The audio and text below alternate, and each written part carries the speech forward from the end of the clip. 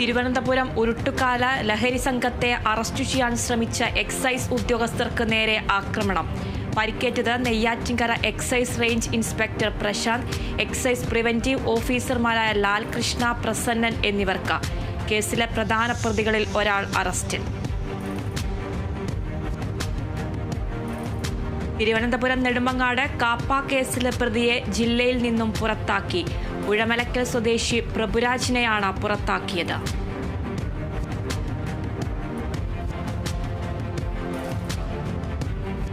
Thiruvananthapuram വിതുരയിൽ rubber ശേഖരിക്കുന്ന വാഹനം മറിഞ്ഞ് അപകടം. വാഹനത്തിനുള്ളിൽ കുടുങ്ങിയ തൊഴിലാളിയെ ഹൈഡ്രോളിക് സ്പൈഡറിന്റെ സഹായത്തോടെ രക്ഷപ്പെടുത്തി.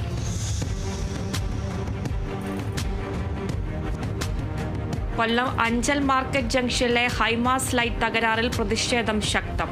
കോൺഗ്രസ് പ്രവർത്തകർ മെഴുകുതിരി കത്തിച്ച് പ്രതിഷേധിച്ചു. അടിയന്തര നടപടിയെടുക്കണമെന്ന ആവശ്യം.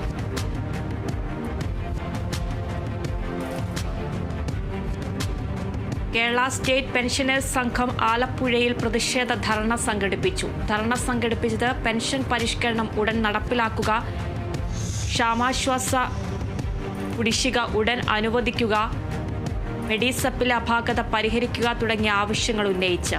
മങ്കൊമ്പ് സബ് ട്രഷറിയുടെ മുന്നിൽ നടത്തിയ ധർണ ആലപ്പുഴ ജില്ലാ പ്രഭാരി PN ബാലകൃഷ്ണൻ ഉദ്ഘാടനം ചെയ്തു.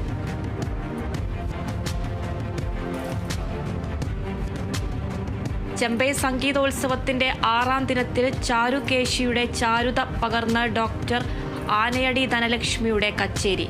കച്ചേരി തുടങ്ങിയത് ലാൽഗുണ്ടി ജയരാമൻ രചിച്ച വർണ്ണം ചാരുകേശി രാഗത്തിൽ ആദിതാളത്തിൽ ആലപിച്ച്.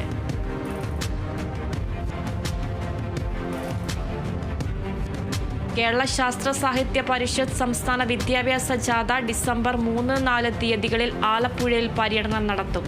വിദ്യാഭ്യാസ ജാഥ സംഘടിപ്പിച്ചിട്ടുള്ളത് തോൽപ്പിച്ചാൽ നിലവാരം കൂടുമോ, ഗുണമേന്മയുള്ള വിദ്യാഭ്യാസം കുട്ടികളുടെ അവകാശം എന്ന മുദ്രാവാക്യമുയർത്തി.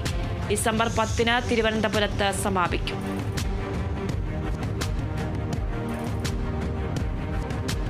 അഭിനയ ജീവിതം പൂർണ്ണമായി അവസാനിപ്പിക്കുകയാണെന്ന ബോളിവുഡ് താരം വിക്രാന്ത് മാസി. സൂപ്പർഹിറ്റായ 12th ഫെയിൽ സിനിമയിലെ നായകന്റെ പ്രഖ്യാപനത്തിൽ ഞെട്ടിയ ആരാധകർ.